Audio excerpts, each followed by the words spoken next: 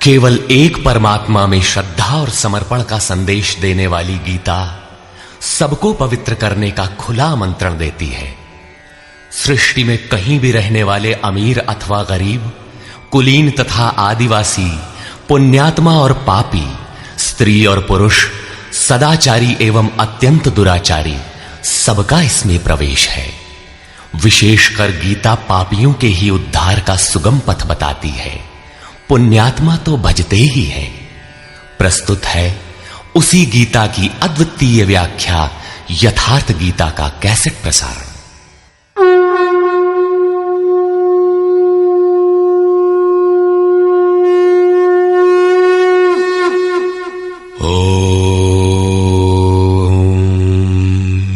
श्री परमात्मने नमः। यथार्थ गीता, श्रीमद् भगवत गीता, अथ द्वितीयो अध्यायः। प्रथम अध्याय गीता की प्रवेशिका है, जिसमें आरंभ में पथिक को प्रतीत होने वाली उलझनों का चित्रण है। लड़ने वाले संपूर्ण कौरव पांडव थे, किंतु संशय का पात्र मात्र अर्जुन है। अनुराग ही अर्जुन है। इष्ट के अनुरूप राग ही पथिक को क्षेत्र क्षेत्रज्ञ के संघर्ष के लिए प्रेरित करता है।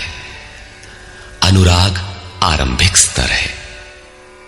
पूज्य महाराज जी कहते थे, सदगृहस्थ आश्रम में रहते हुए ग्लानि होने लगे, अश्रुपात होता हो, कंठ अवरुद्ध होता हो, तो समझना कि यहीं से भजन आरंभ हो गया। अनुराग में ये सब कुछ आ जाता है। उसमें धर्म, नियम, सत्संग, भाव सभी विद्यमान होंगे। अनुराग के प्रथम चरण में पारिवारिक मोह बाधक बनता है। पहले सभी चाहते हैं कि हम उस परम सत्य को प्राप्त कर लें, किंतु आगे बढ़ने पर वो देखता है कि इन मधुर संबंधों का उच्छेद करना होगा। तब हताश हो जाता है। वो पहले से जो कुछ धर्म कर्म मानकर करता था, उतने में ही संतोष करने लगता है। अपने मोह की पुष्टि के लिए वो प्रचलित रूढ़ियों का प्रमाण भी प्रस्तुत करता है, जैसा अर्जुन ने किया कि कुल धर्म सनातन है। युद्ध से सनातन धर्म का लोप होगा, कुल क्षय होगा, स्वैराचार फैलेगा। ये अर्जुन का उत्तर नहीं था, बल्कि सद्गुरु के सान्निध्य से पूर्व की अपनाई गई एक कुरीति मात्र थी। इन्हीं कुरीतियों में फंसकर मनुष्य पृथक पृथक धर्म, अनेक संप्रदाय, छोटे बड़े गुट और असंख्य जातियों की रचना कर लेता है। कोई नाक दबाता है, कोई कान फाड़ता है। किसी के छूने से धर्म नष्ट होता है, तो कहीं रोटी पानी से धर्म नष्ट होता है। तो क्या अछूत या छूने वालों का दोष है? कदापि नहीं। दोष हमारे भ्रमदाताओं का है। धर्म के नाम पर हम कुरीति के शिकार हैं, इसलिए दोष हमारा है।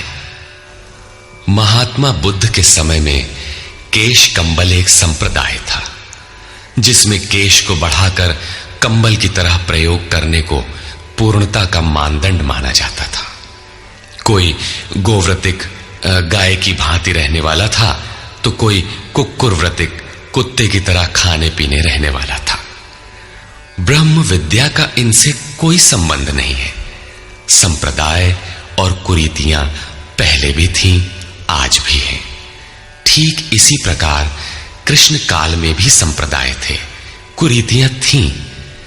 उनमें से एकाध कुरीति का शिकार अर्जुन भी था। उसने 4 तर्क प्रस्तुत किए। 1, ऐसे युद्ध से सनातन धर्म नष्ट हो जाएगा। 2, वर्ण संकर पैदा होगा। 3, पिंडोदक क्रिया लोप होगी।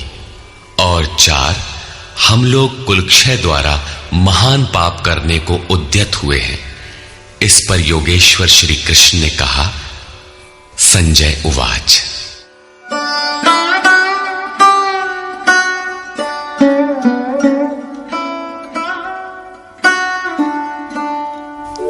तन्तथा कृपयाविष्टम् अश्रुपूर्णाकुलेक्षणम् विषीदन्तमिदं वाक्यम् उवाच मधुसूदनः।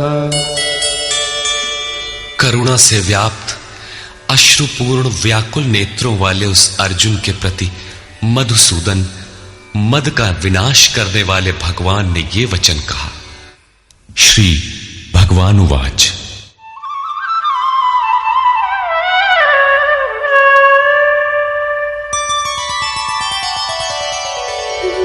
कुतस्त्वाकश्मलमिदं विषमे समुपस्थितम् अनार्यजुष्टमस्वर्ग्यम् अकीर्तिकरमर्जुन।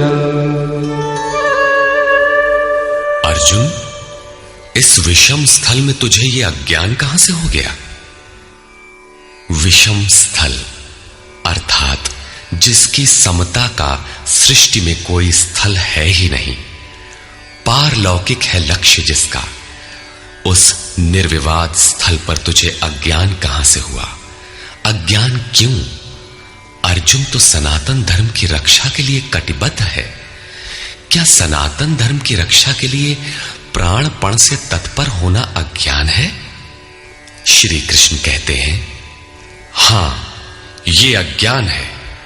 न तो संभावित पुरुषों द्वारा इसका आचरण किया गया है, न स्वर्ग ही देने वाला है और न ये कीर्ति को ही करने वाला है। सन्मार्ग पर जो दृढ़ता पूर्वक आरूढ़ है उसे आर्य कहते हैं। परिवार के लिए मरना मिटना यदि अज्ञान न होता तो महापुरुष उस पर अवश्य चले होते। यदि कुल धर्म ही सत्य होता तो स्वर्ग और कल्याण की निःश्रेणी अवश्य बनता। ये कीर्तिदायक भी नहीं है। मीरा भजन करने लगी तो लोग कहें मीरा भई बावरी, सास कहे कुल नाशी रे। जिस परिवार, कुल और मर्यादा के लिए मीरा की सास बिलख रही थी, आज उस कुलवंती सास को कोई नहीं जानता। मीरा को विश्व जानता है। ठीक इसी प्रकार परिवार के लिए जो परेशान हैं, उनकी भी कीर्ति कब तक रहेगी? जिसमें कीर्ति नहीं, कल्याण नहीं, श्रेष्ठ पुरुषों ने भूल कर भी जिसका आचरण नहीं किया, तो सिद्ध है कि वह अज्ञान है। अतः क्लैब्यमास्मगमः पार्थ नैतत्त्वय्युपपद्यते क्षुद्रं हृदय दौर्बल्यं त्यक्त्वोत्तिष्ठ परन्तप। अर्जुन, नपुंसकता को मत प्राप्त हो। क्या अर्जुन नपुंसक था? क्या आप पुरुष हैं? नपुंसक वो है जो पौरुष से हीन हो। सब अपनी समझ से पुरुषार्थ ही तो करते हैं। किसान रात दिन खून पसीना एक करके खेत में पुरुषार्थ ही तो करता है। कोई व्यापार में पुरुषार्थ समझता है तो कोई पद का दुरुपयोग करके पुरुषार्थी बनता है। जीवन भर पुरुषार्थ करने पर भी खाली हाथ जाना पड़ता है। स्पष्ट है कि यह पुरुषार्थ नहीं है। शुद्ध पुरुषार्थ है आत्मदर्शन। गार्गी ने याज्ञवल्क्य से कहा, नपुंसक पुमान ज्ञेयो यो न वेत्ति हृदि स्थितम पुरुषम स्वप्रकाशम तस्मानंदात्मानमव्ययम्। वो पुरुष होते हुए भी नपुंसक है जो हृदयस्थ आत्मा को नहीं पहचानता। वो आत्मा ही पुरुष स्वरूप, स्वयं प्रकाश, उत्तम आनंद युक्त और अव्यक्त है। उसे पाने का प्रयास ही पौरुष है। अर्जुन, तू नपुंसकता को न प्राप्त हो, यह तेरे योग्य नहीं है। हे परम तप, हृदय की इस क्षुद्र दुर्बलता को त्याग कर युद्ध के लिए खड़ा हो। इस पर अर्जुन ने तीसरा प्रश्न प्रस्तुत किया। अर्जुन उवाच।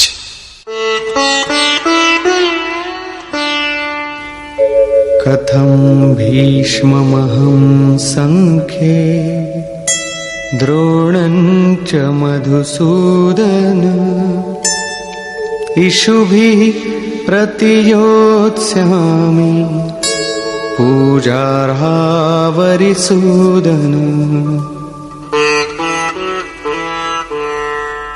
अहंकार का शमन करने वाले मधुसूदन, मैं रणभूमि में पितामह भीष्म और आचार्य द्रोण से किस प्रकार बाणों से युद्ध करूंगा, क्योंकि अरिसूदन वे दोनों ही पूजनीय हैं।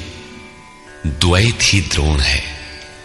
प्रभु अलग हैं, हम अलग हैं। द्वैत का ये भान ही प्राप्ति की प्रेरणा का आरंभिक स्रोत है। यही द्रोणाचार्य का गुरुत्व है। भ्रम ही भीष्म है।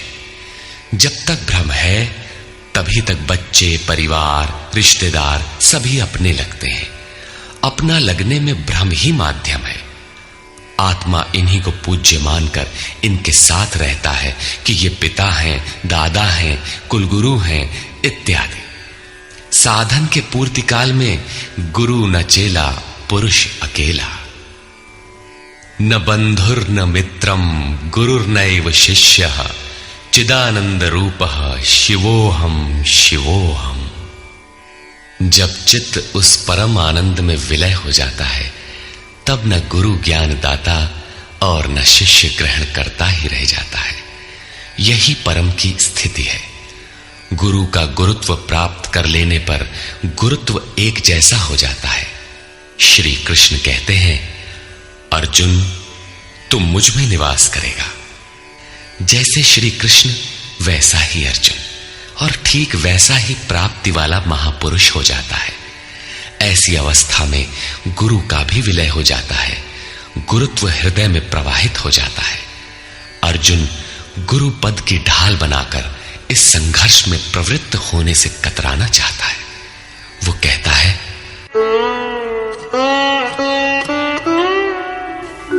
गुरून् हत्वा हि महानुभावान्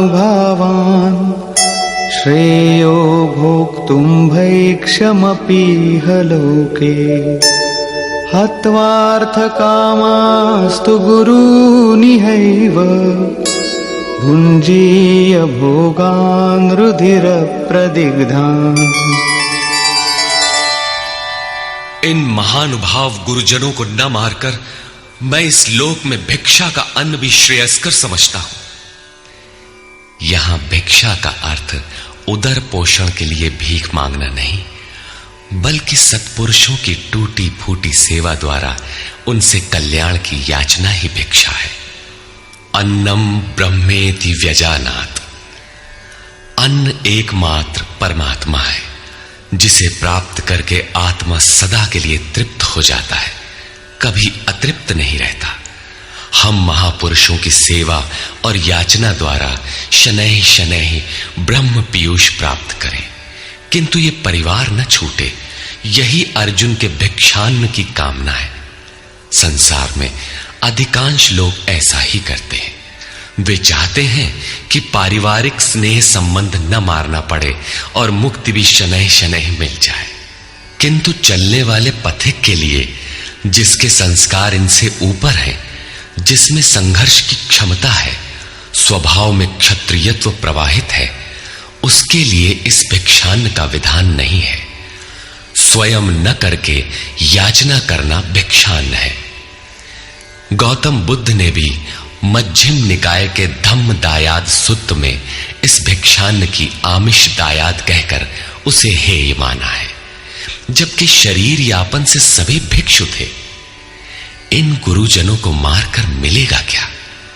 इस लोक में रुधिर से सने अर्थ और काम के भोग ही तो भोगने को मिलेंगे।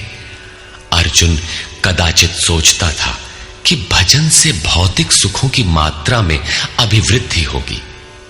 इतना संघर्ष झेलने के बाद भी इस शरीर के पोषक अर्थ और काम के भोग ही तो मिलेंगे। वो पुनः तर्क देता है,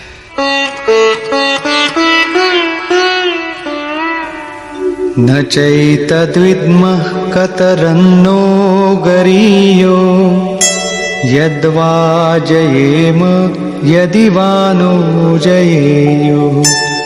यानन्तश्चार्थकामाः